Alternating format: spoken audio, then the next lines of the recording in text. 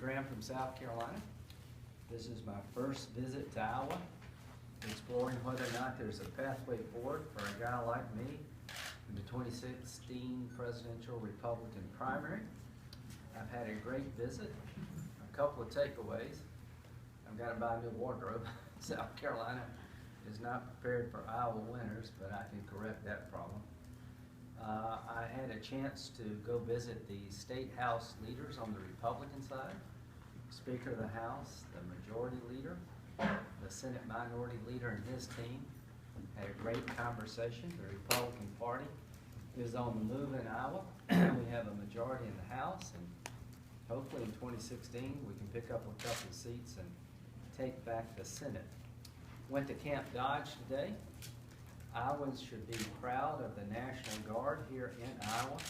That was one of the most impressive National Guard military footprints I have seen anywhere in my travels. I got to meet with the senior leadership of the National Guard to hear their concerns about budget cuts and their needs. To Iowa, you should be proud of the fact that over 17,000 Iowans have been called to active duty since 9/11 and have deployed to Afghanistan and Iraq to defend this nation. I'm sure many thousand more have gone to other hot spots. I am the co-chairman of the National Guard Caucus in the Senate with Senator Leahy, and it is a blessing to this country to have the citizen soldier in the Iowa National Guard represents the finest example of the citizen soldier. I had a meeting last night organized by the former Adjutant General Ron Dardis, Lieutenant General, Air Force, who was kind enough to set up a meet and greet with about 75 military retirees, people interested in the military, National Guard members. And I really had my first discussion in Iowa about what compels me to consider running for President of the United States. What compels me to run is that I've never been more worried about our nation and the threats we face at home and abroad, and we're running out of time to deal with these threats. Never since 9/11 have I seen so many terrorist organizations, dare I say armies now, with so much safe haven, so many recruits, so much money, so much capability to attack our nation than I do today. My message was loud and clear. It's not an accident we find ourselves in this position. It is a result of poor policy choices by President Barack Obama, who I think is failing to adequately secure this country, is overwhelmed by the threats we face, and quite frankly, doesn't know what he's doing. He was told by our senior military leadership, Mr. President, you should leave a residual force behind in Iraq to secure the gains we have fought hard to achieve. And to those who served in Iraq, you did your job. The security level in Iraq was in a good spot. Political progress was moving forward. When President Obama decided to pull all troops out to fulfill a campaign promise, that set in motion the comeback of Al-Qaeda in Iraq. That's the predecessor to what we now know today as ISIL. Compounding that problem was his decision to ignore the entire advice, the advice of his entire national security team, to create a no-fly zone in Syria and train the Free Syrian Army 3 years ago when it would have mattered. Every member of his national security team advised him to do that. He turned them all down, and that created a vacuum in Syria, and the rest is history. Today, ISIL, one of the most radical Islamic movements on the planet in the history of radical Islam, holds territory the size of Indiana. Among their ranks are thousands and thousands of foreign fighters with Western passports that can penetrate our allies and our homeland. I've never been more worried about a Paris-style attack on the United States than I am today. The longer it takes to deal with this problem, the more at risk we are here at home.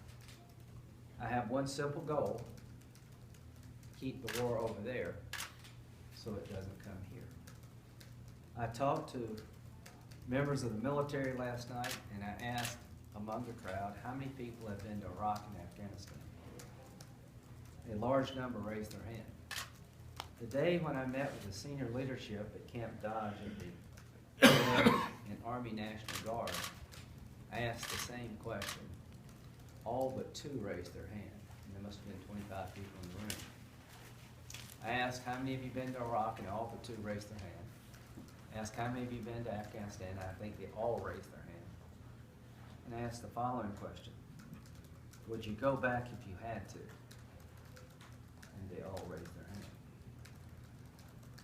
So this campaign, if I embark upon it, will emphasize that America's lack of security is a result of bad policy choices, and we can self-correct, and we can become secure again. But we're going to have to make some adjustments. The defense cuts that are in place beginning this year under sequestration are going to gut the ability of this country to defend itself. By the end of the decade, we'll have the smallest army since 1940, smallest Navy since 1915.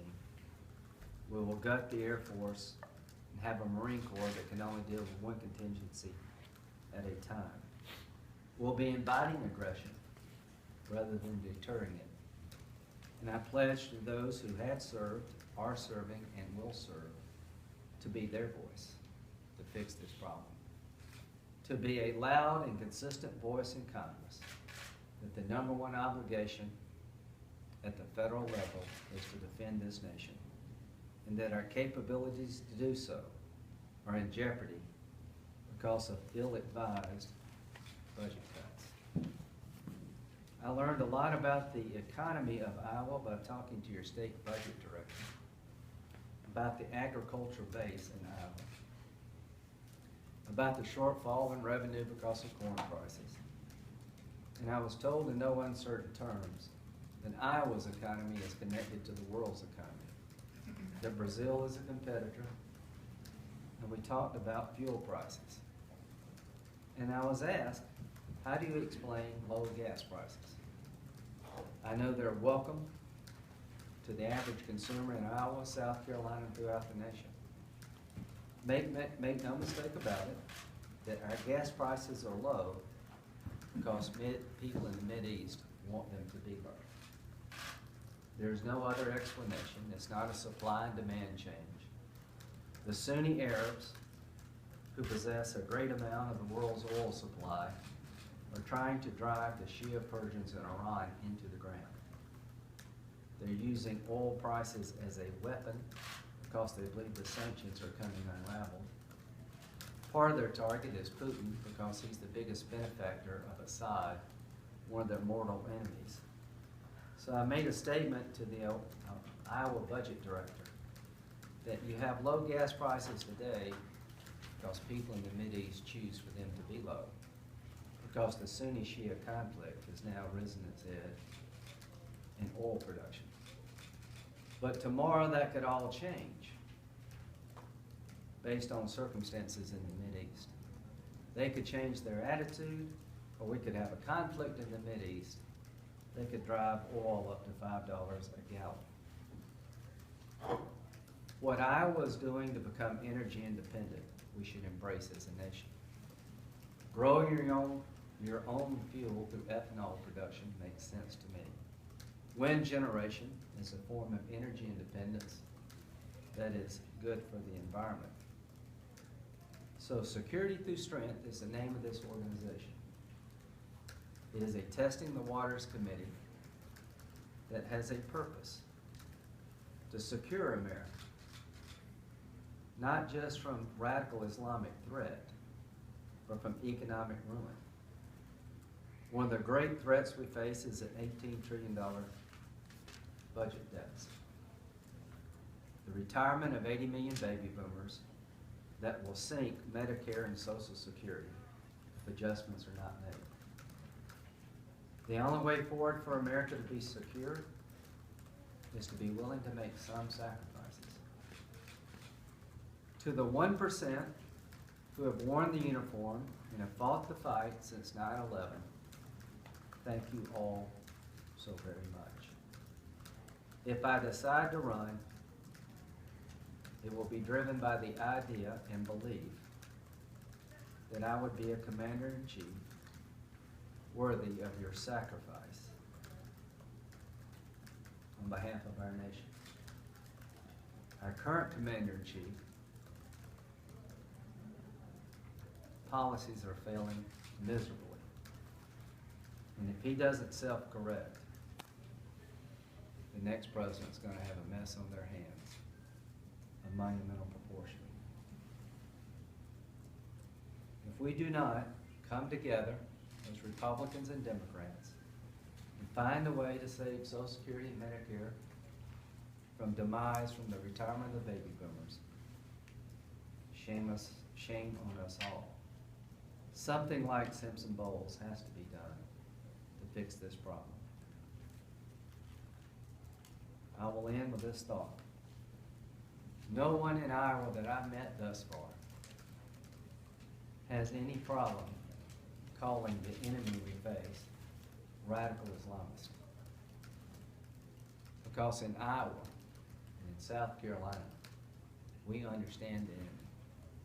They're radical Islamists who are trying to purify their religion, kill and convert those of other religions, and create hell on earth for anyone who disagrees with them.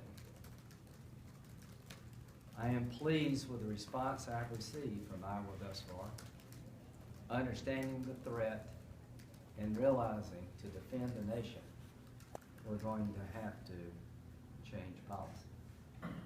I have put on the table